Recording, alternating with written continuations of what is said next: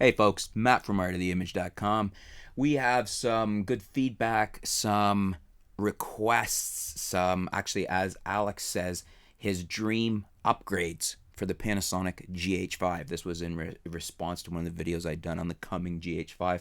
Alex S, YouTube username, says, my dream upgrades for the GH5 would be 422 internal recording, in-body stabilization, clean ISO up to 12,800, 120 frames per second slow-mo at 4K, and vlog.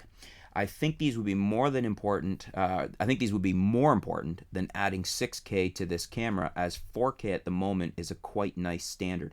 At the end of the day, even if you're screening this in a cinema, 4K resolution can look quite nice. And I would tend to agree with you there, Alex. Certainly with your upgrades, those sound great. There's not a one there that I wouldn't gladly take.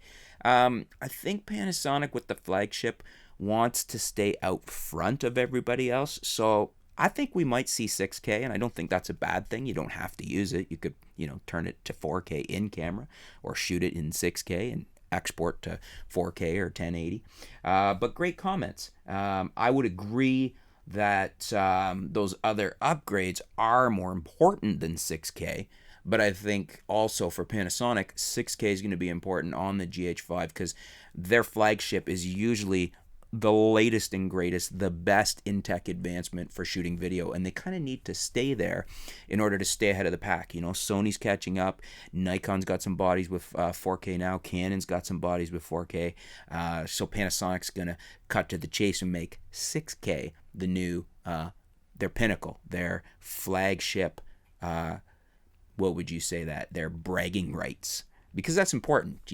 That's why that's why car companies race cars. It's not that you're going to buy a race car, but it gets them out in front and they can brag about it. And then you're like, oh yeah, that was the Honda. That Honda track car won that. I want to buy a Honda, even though you're going to buy a Honda Accord. So what do you guys think?